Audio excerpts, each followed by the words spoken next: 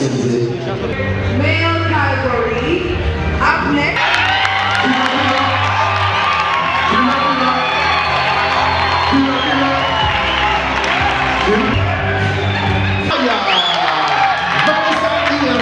Next, there are the actors. Papasava.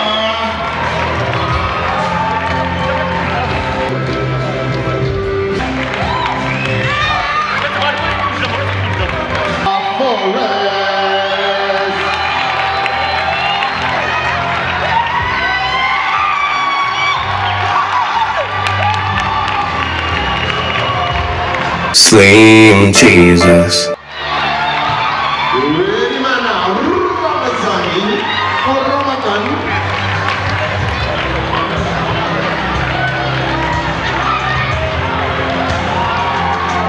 Yes, Bamenya. Use our by chat account.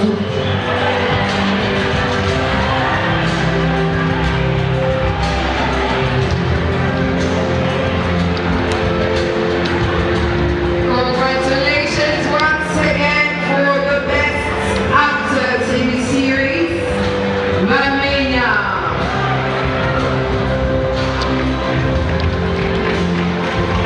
So for every best actor, the counterpart is the best actress. And we're about to find out. Congratulations, bro. Congratulations. Now, what is the next?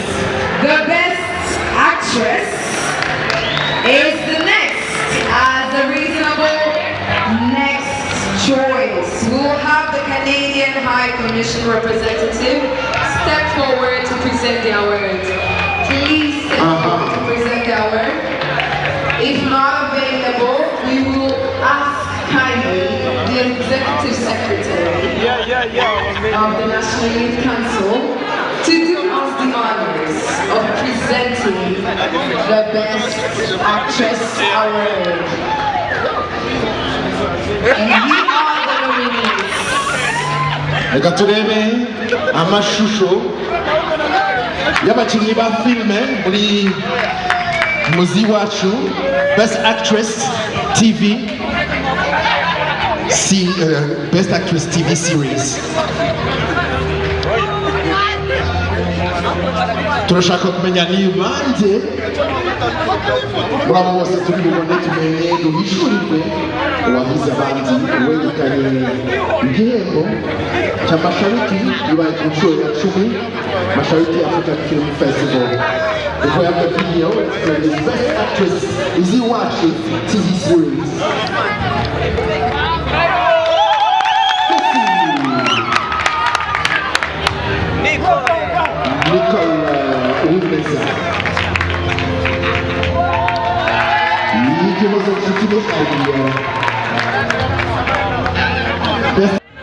Arakoze cyane reka dusabe bwana Brave aduhishurire ninde wegukanye iki gihembo wahize abandi.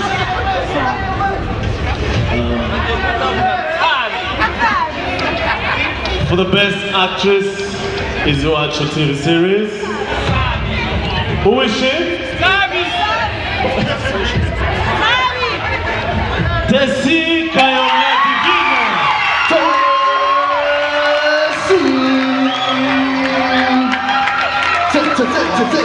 Tesi! Ibarika hari reka baduhishurire uwatsinze nasi yatsinze uwatsinze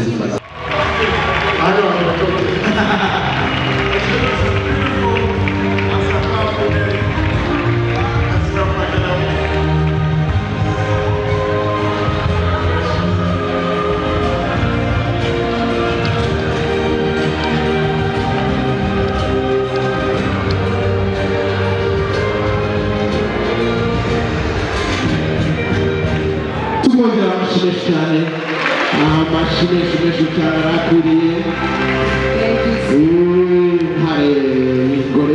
Thank you so much, Mr. Williams, for the presentation of the award.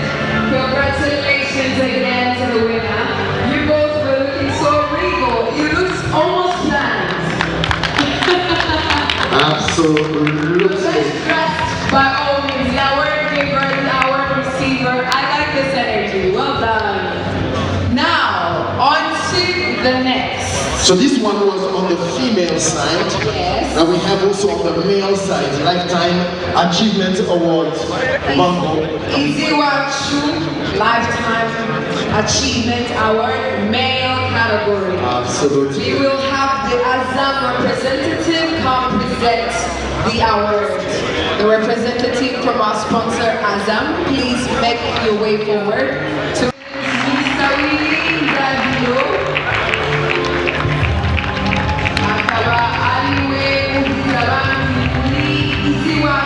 Lifetime Achievement Awards.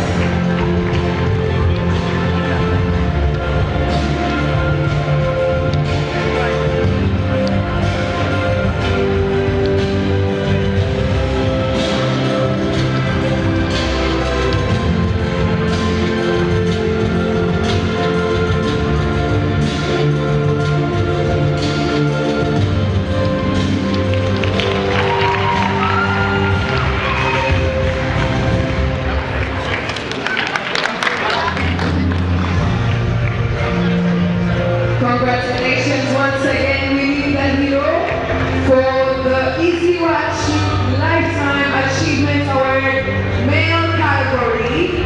Up next, we have actor. And the winner is Killaman.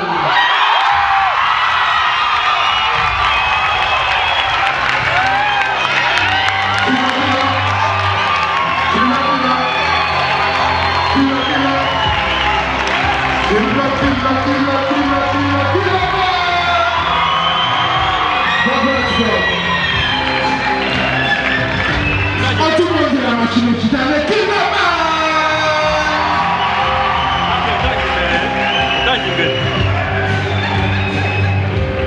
Best actor in web series, Iziwachu. Congratulations, thank you so much. Kuruhande rw'abagabo ukabona tumyaruke kuruhande rw'abagore. Best actress web series cyangwa se umukinnyi w'umugore muri series zica kuri murandasi nizo wagize abandi. For the presentation of the award of Best Actress in the Web Series in Iziwachu category, please welcome a very plus sponsor, the representative of Very Plus and Monica, the representative of La Corniche, the representative from La Corniche, Vanessa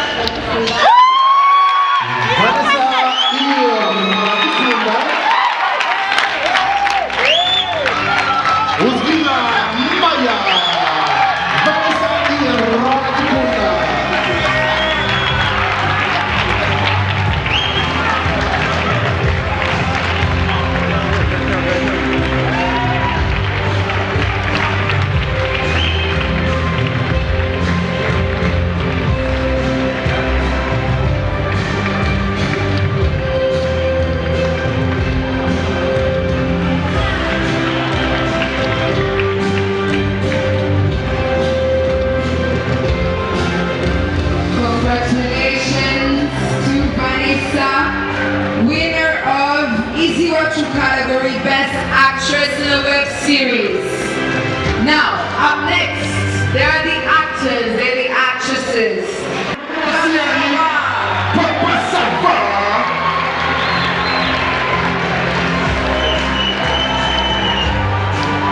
Papasava.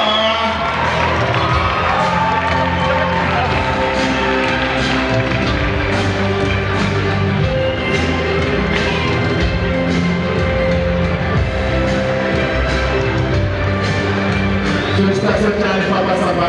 La photo pour lui, ce caractère, ouais.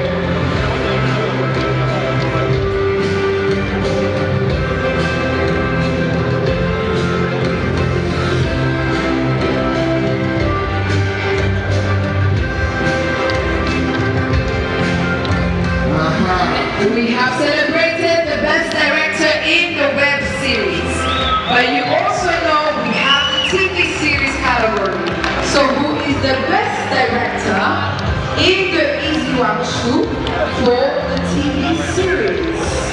To present the award, we would like to welcome the representative of Wallonie-Bruxelles International.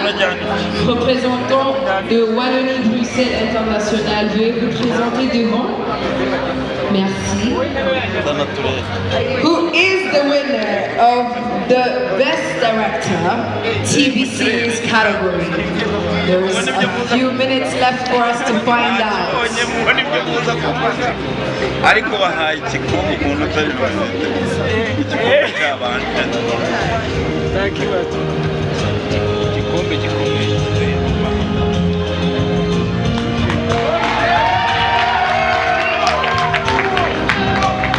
twabakingirije yarisabe kurabana neza abangaba nibo batunganya nibo bayobozi baza filime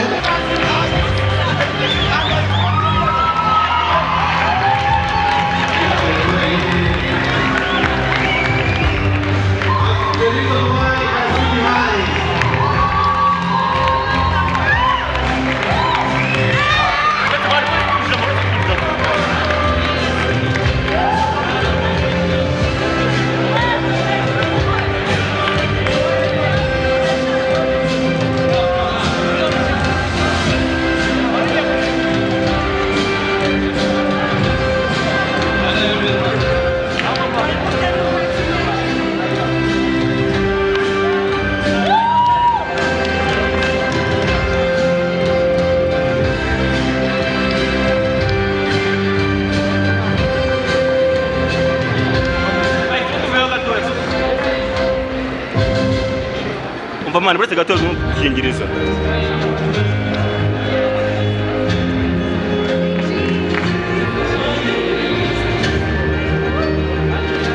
so mu gihe twategereje gukora award ya trailer festival as a team twaricaye turavuga ninde mu dukunda cyangwa se inshuti yacu ariko bose turabakunda ariko tuza guhitamo Clapton. That's why you saw him on the festival trailer as we are celebrating the 10th anniversary. Manzi rero nayo mpamvu niyo ngiyo gusa bose turabakunda uri gukora kandi batanze kugenda ntabwo nabona ikintu mvuga ndatunguwe gusa kuvuga ngo mbaye igihembo cy'umuntu abantu bateguye ibintu byose cyangwa festival ikomeye gutya mukaba igihembo cy'ukuntu mwamunze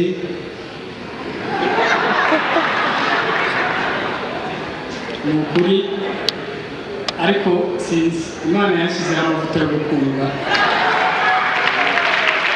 ndashima Imana yuko ikintu cyose ngiyemo icyo gikundiro niyo nsenga Imana ngo iyo igikundiro ibintu nkora rero ni bibiri mu byo Imana inkorera ndi icyari mugisha Imana ibavugisha.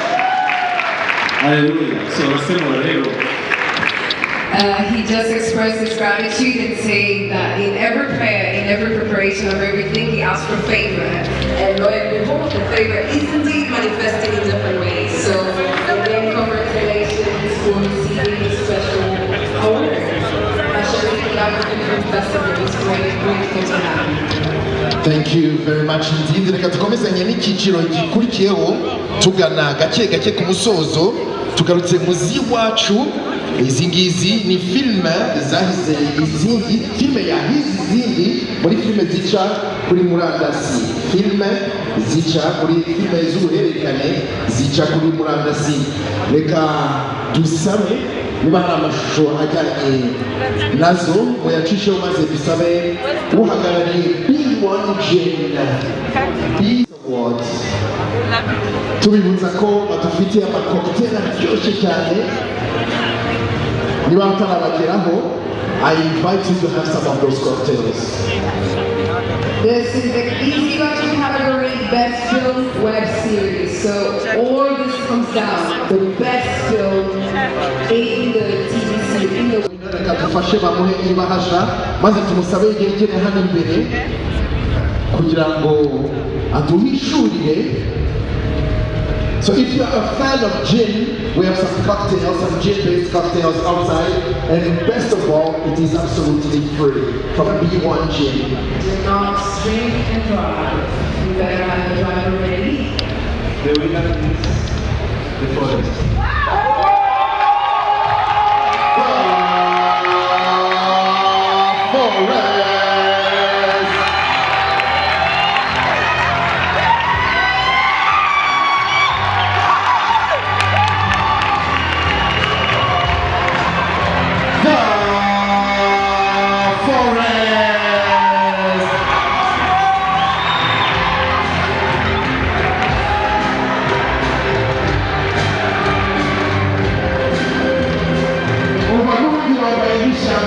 Hallelujah. Killaman, wanakushaka hano. Killaman, wanakushaka hano. Mazelero, B1 Gin mutera munga, wanini chindi kiwengo wakufitire kabajibitire. Igihembo tubifitiye tunganya B1 Gin, ikinyobwa cyiza cyane muri iki gihugu, so twemerewe kubetanga.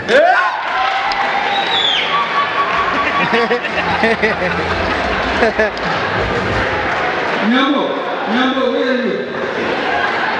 Nyambo, Clapton Igikombe. Clapton has a good studio.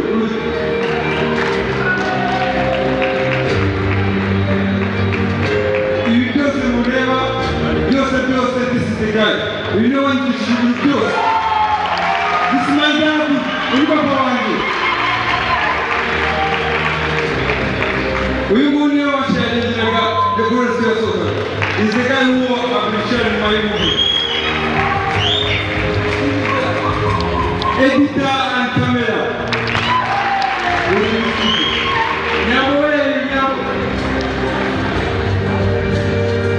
Nyambo, please.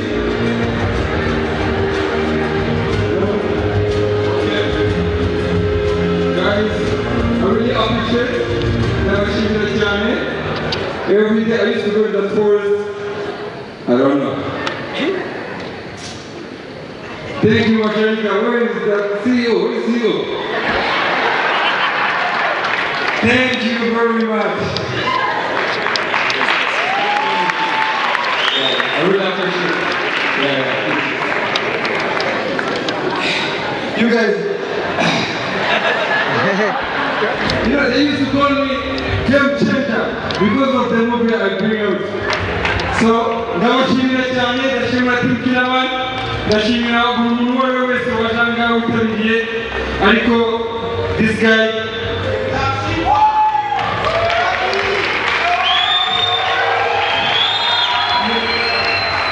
yewe nize amategeko, nize no. I was not accepted, like, now when I go to but this guy changed my journey. He's the one who told me that you can do it. And he told, like,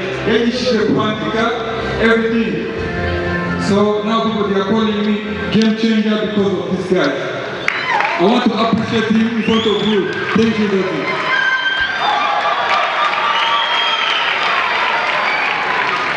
Fata igihembo cyawe ntiwibagirwe n'iyo karito wisangire n'abo bantu bose batubwiye. Congratulations once again to the best film web series, The Forest.